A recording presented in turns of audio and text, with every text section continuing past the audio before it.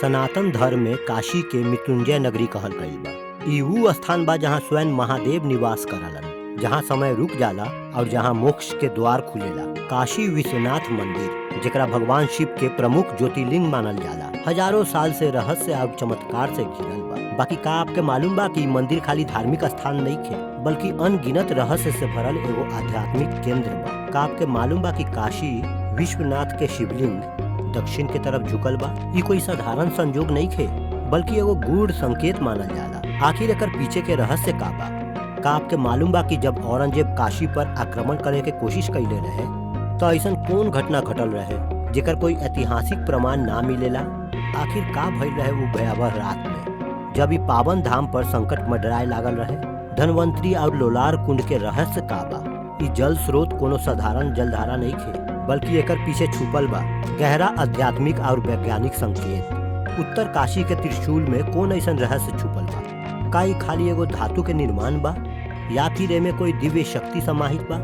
ई त्रिशूल वैज्ञानिक के नींद काहे उड़ा के रखले बा? का एकर निर्माण कोनो साधारण धातु से भइल रहे कि देवतागण स्वयं एकरा गढ़ले रहन? ई सवाल खाली श्रद्धालु के लिए नहीं खे, बल्कि विज्ञान और रहस्य में रुचि रखे वाला के लिए भी चुनौती बा।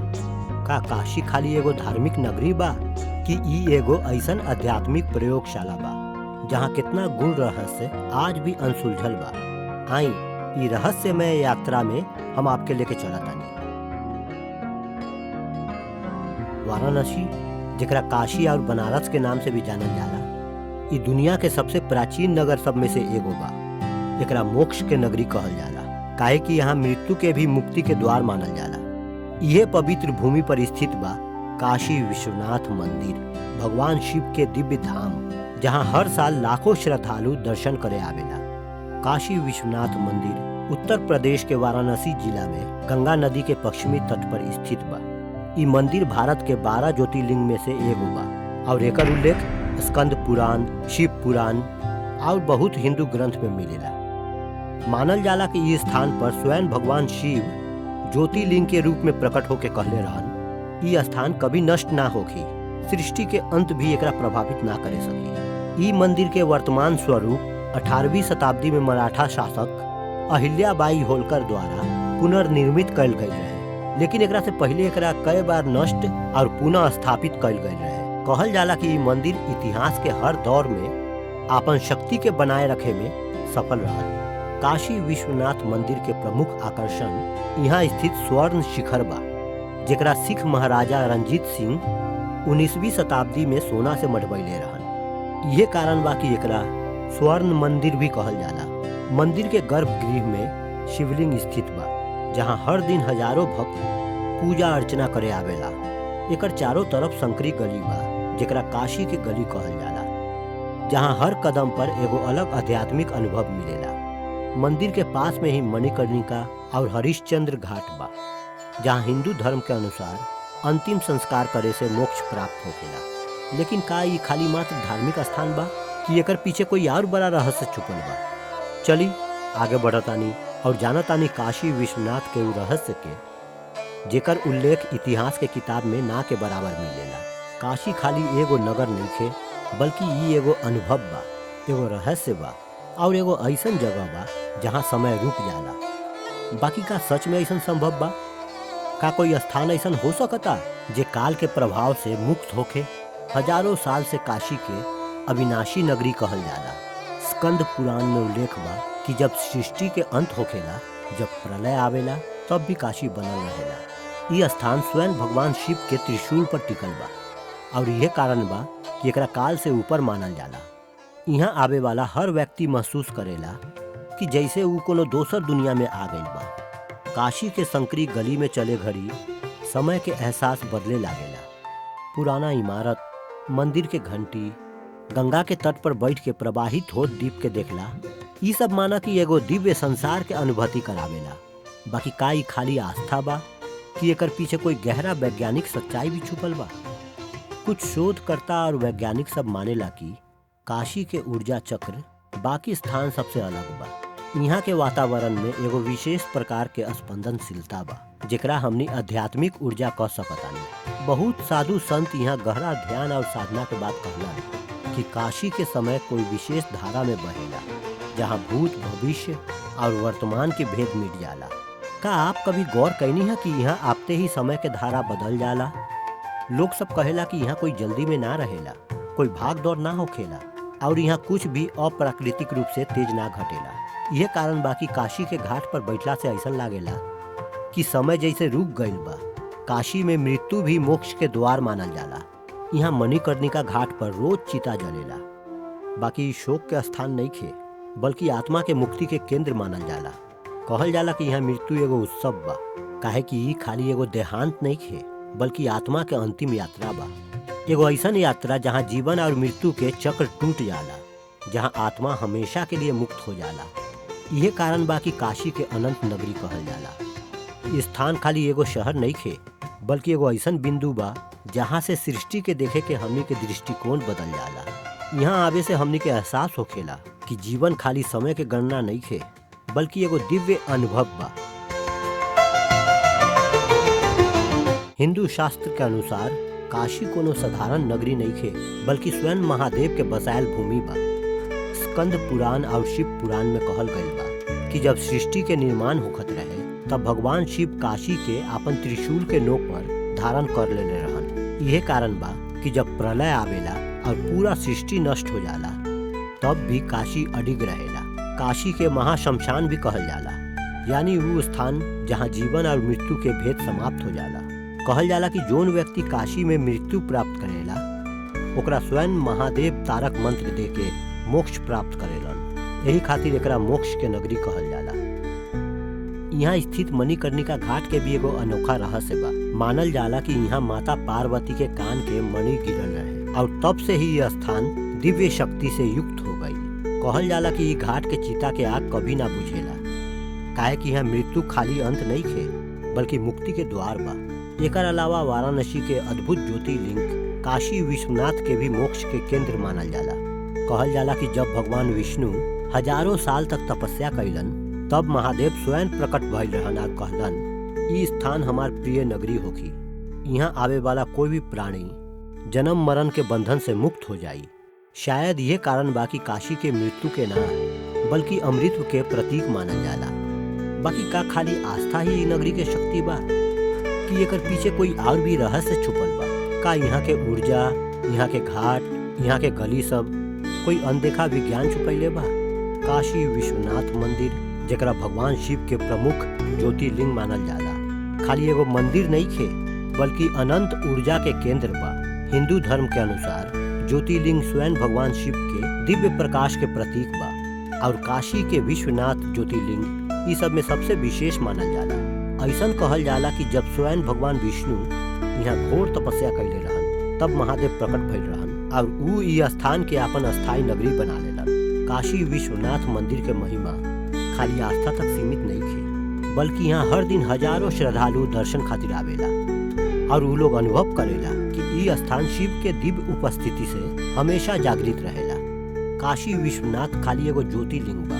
बाकी का आपके मालूम बा कि भारत में कुल 12 प्रमुख ज्योतिर्लिंग बा, जेकरा भगवान शिव के सर्वोच्च ऊर्जा के प्रतीक मानल जाला। हर ज्योतिर्लिंग के आपन एगो अनोखा कथा बा और ये 12 ज्योतिर्लिंग के भगवान शिव के अलग अलग स्वरूप के प्रतिनिधित्व करे वाला मानल जाला। सोमनाथ ज्योतिर्लिंग जे गुजरात में स्थित बा, पहला ज्योतिर्लिंग मानल जाला और एकर उल्लेख स्वयं शिव पुराण में मिलेला।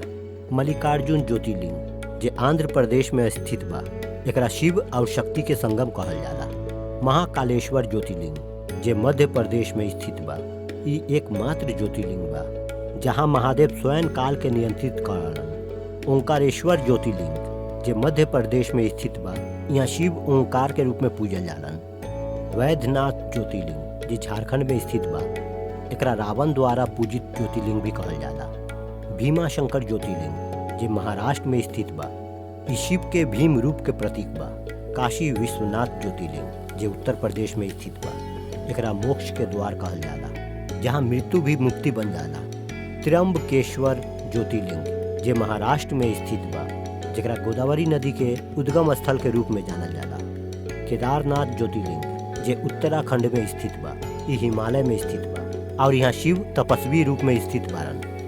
नागेश्वर ज्योतिर्लिंग जे गुजरात में स्थित बा, ई राक्षस से शिव के रक्षा करे के प्रतीक बा। रामेश्वर ज्योतिर्लिंग जे तमिलनाडु में स्थित बा, एकरा भगवान राम द्वारा स्थापित मानल जाला।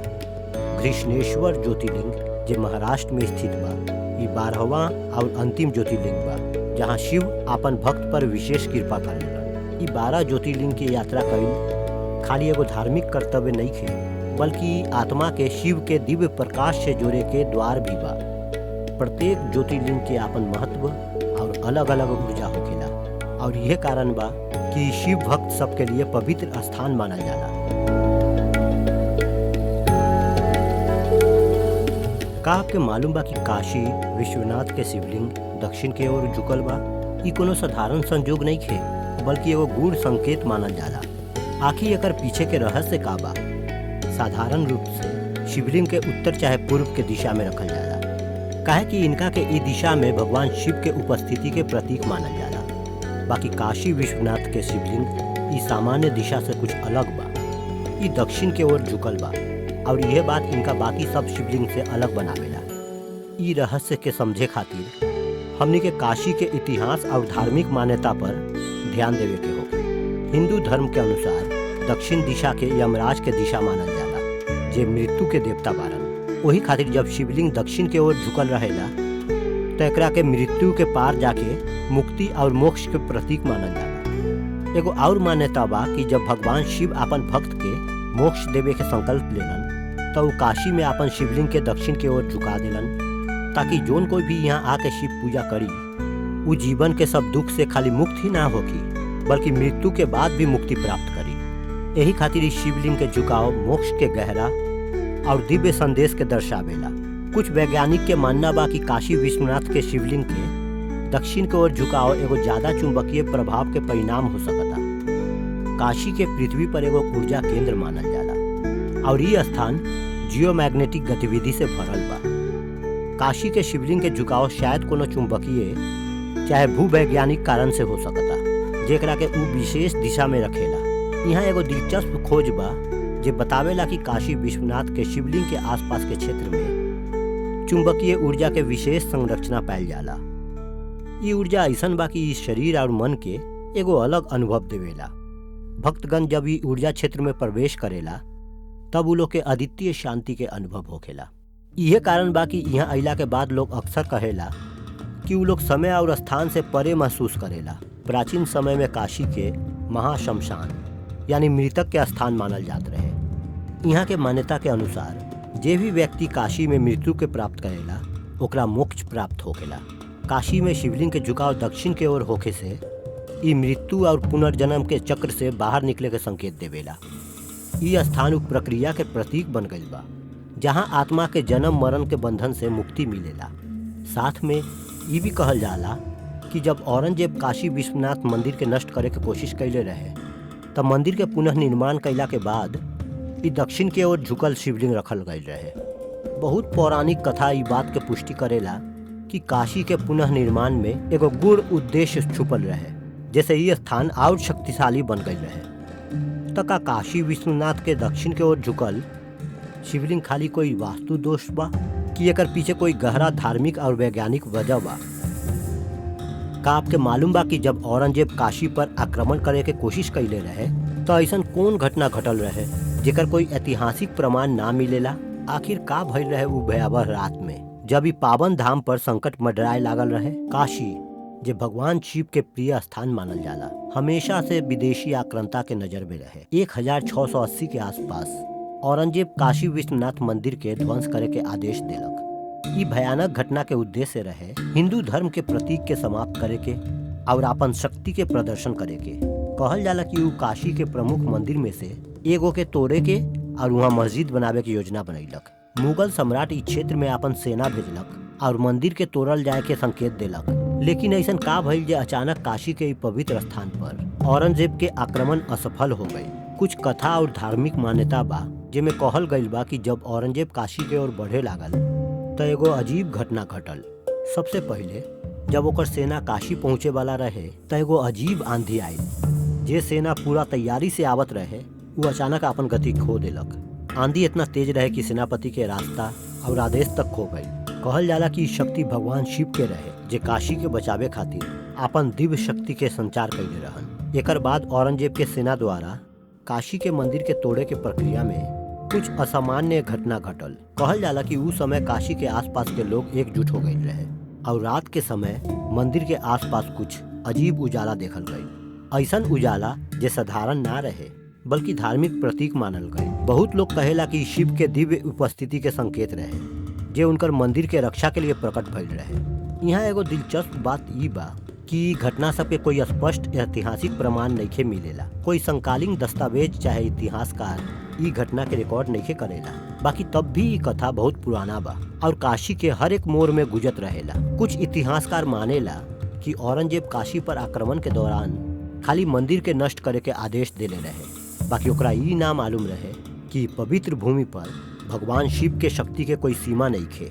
ओकर सारा योजना विफल हो गई और एगो रहस्यमय तरीका से ओकर सेना के पीछे हटे के पड़ल। कहल जाला कि जब औरंगजेब के आक्रमण विफल हो गई तो एकर बाद काशी के भक्त सब मिलके काशी विश्वनाथ मंदिर के पुनः निर्माण कैलक। शिव भक्त के बीच ई एगो खास समय रहे, काहे कि उ लोग के विश्वास रहे कि शिव जी अपन भक्त सब के रक्षा कैलन ह। बल्कि एकर पीछे छुपल बा गहरा आध्यात्मिक और वैज्ञानिक संकेत। कहल जाला कि धन्वंतरी कुंड और लोलार कुंड दोनों काशी के महत्वपूर्ण जल स्रोत बा, जे न खाली धार्मिक दृष्टि से महत्वपूर्ण बा बल्कि एकर संबंध अनोखा ऊर्जा और चिकित्सा से भी जुड़ल बा। धन्वंतरी कुंड के नाम भगवान धन्वंतरी से जुड़ल बा, जे आयुर्वेद के देवता मानल जालन और स्वास्थ्य, चिकित्सा और जीवन के संरक्षण के प्रतीक बारन। काशी में स्थित ई कुंड एक प्रकार से दिव्य उपचार के स्थान मानल जाला। धार्मिक मान्यता के अनुसार यहाँ स्नान कैला से शारीरिक और मानसिक विकार दूर हो जाला और जीवन में अमृत के प्राप्ति होखेला। कहल जाला कि जब भगवान धन्वंतरी अमृत कलश लेके समुद्र मंथन से बाहर आयल रहन तब वो काशी के कुंड के स्थापित कैले रहन। यहाँ के जल चिकित्सीय दृष्टि से इतना शक्तिशाली मानल जाला कि न खाली शारीरिक रोग के ठीक करेला बल्कि जीवन के बुराई और नकारात्मक के भी समाप्त करेला। बहुत भक्त ई मानेला कि जल से स्नान कैला से जीवन में सकारात्मकता और आत्मिक शांति आवेला। अब बात करतानी लोलार कुंड के बारे में। ई कुंड काशी के एगो खास जगह पर स्थित बा और एकर बारे में बहुत अद्भुत कथा प्रचलित बा। मानल जाला कि ई कुंड भगवान शिव से संबंधित बा और यहाँ के जल दिव्य बा। यहाँ के जल के एगो खास गुण ई बा कि ई हमेशा गर्म रहेला। वैज्ञानिक दृष्टिकोण से एकरा अद्वितीय भूगर्भीय घटना मानल जाला, काहे कि जल में प्राकृतिक रूप से गर्मी बनल रहेला जेकरा के विशेष बनावेला। लोग मानेला कि गरम जल एक प्रकार के ऊर्जा के संचार के प्रतीक बा, जे तन और मन दोनों के स्वस्थ करेला। अद्वितीय भूगर्भीय घटना मानल जाला। लोलार कुंड के शक्ति के केंद्र मानल जाला, जहाँ से जीवन के ऊर्जा बहेला। एकरा के प्राकृतिक आयुर्वेदिक उपचार के स्रोत भी कहल जाला, काहे कि यहाँ के जल शरीर के अंदर के नकारात्मक ऊर्जा के बाहर निकाले के और ओकरा के शुद्ध करे में सक्षम मानल जाला। वैज्ञानिक दृष्टिकोण से ई कुंड के जल के तत्व में कुछ खास खनिज पायल जाला, जे शरीर खातिर फायदेमंद होखेला। शोधकर्ता लोग पहले बाकी जल स्रोत में विशेष प्रकार के खनिज सामग्री और गर्म जल के मिश्रण बा, जे शरीर के रोग के प्रतिकारक क्षमता के बढ़ावेला। तो का ई कुंड खाली जल स्रोत बा या एमे छिपल बा कुछ गहरा आध्यात्मिक और वैज्ञानिक रहस्य? काशी के ई जल स्रोत में न खाली शक्ति और ऊर्जा के संचार बा बल्कि यहाँ के जल में छिपल बा अनगिनत चिकित्सा और आंतरिक शांति के संकेत। ई कुंड न खाली शारीरिक उपचार खातिर बल्कि आत्मिक शांति और जीवन के उद्देश्य के समझे खातिर भी महत्वपूर्ण बा। काशी जहाँ हर कण में शिव के वास बा, जहाँ हर गली में इतिहास सांस लेवेला और जहाँ हर रहस्य विज्ञान और आध्यात्मिक के बीच एगो सेतु बनावेला। हम ई वीडियो में काशी विश्वनाथ से जुड़ल उ सब रहस्य के समझे की कोशिश कैनी, जे सदियों से श्रद्धालु सब और वैज्ञानिक दोनों खातिर पहेली बनल बा। बाकी का ई रहस्य कभी पूरा तरह से सुलझे सकी? का विज्ञान उ तथ्य के उजागर करे सकी जे आज भी आध्यात्मिक ऊर्जा से घिरल बा? आपके का मानना बा? का काशी खाली एगो तीर्थ स्थान बा या फिर ई ब्रह्मांड के कोई गहरा शक्ति के केंद्र? आपन विचार हमके कमेंट सेक्शन में जरूर बताई।